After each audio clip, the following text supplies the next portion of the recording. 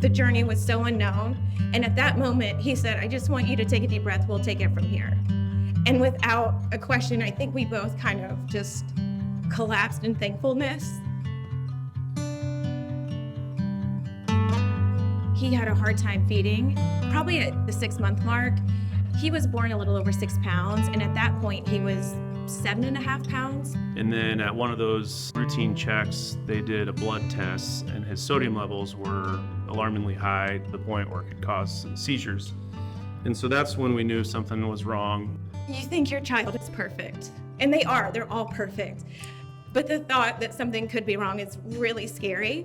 Our doctors at that point said, I think it's best that you go see a geneticist in Iowa City, and we kind of go a little further. After a series of tests, they identified what they believed to be either central diabetes insipidus or nephrogenic diabetes insipidus. The easy way to say it, his kidneys get rid of everything. They don't just get rid of the bad. Hunter's condition is 1 in 2.3 million that have it, but they ran through a series of tests and kind of identified that as what they believed to be the diagnosis.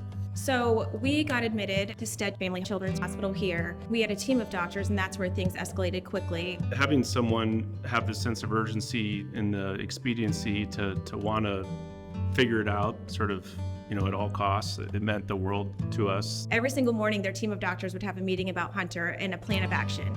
So the second that they came into our room, we knew, here's a plan of action today. You have no questions about what this day is going to look like. And if you do, we're right here. While he was here, he got a G-tube, which is like a direct port into his stomach.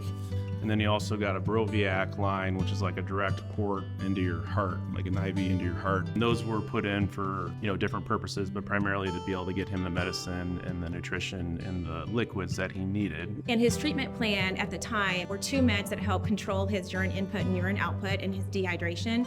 He probably drinks a gallon of water a day or more. Throughout the night, he gets up multiple times to drink water. So that's sort of the ongoing treatment. We continue to come here to Stead every couple months and check in with the nephrogenic team. I think the biggest development in the last couple months, we used to have his meds compounded, so taken from a pill to a liquid form. Because of his still acid reflux issue, even a small Tic Tac would just cause him to vomit. But now he's conquered all of that. He's pretty proud. Hunter is without a doubt the exclamation point on our family, and we all know that. He is that dot at the very end of that mark. So Hunter's our 4th son, so he's the youngest of 4, and he lights up a room whenever he comes in, and a lot of people call him the mayor. He's a big goofball, big personality. Hunter is the most vivacious little boy of all the 4 brothers. He's hilarious.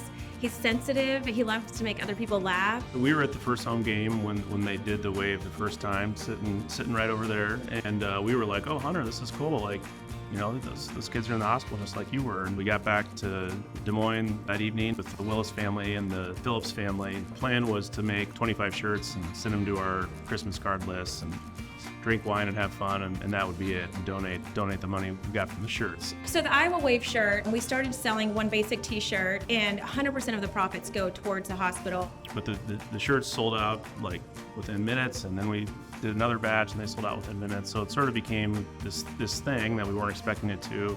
Right now we're just $2.5 million, maybe a little bit under 3 that we've donated so far. My message is to the kids, be brave, keep fighting, and then live your life and do fun stuff. I've told him since he was a baby that God made him the way he is for a reason, and a big part of what we've been able to do with the Wave is a direct result of his condition. And so the fact that we've taken an otherwise difficult and challenging situation and turned it into a positive is awesome. Go Hawks!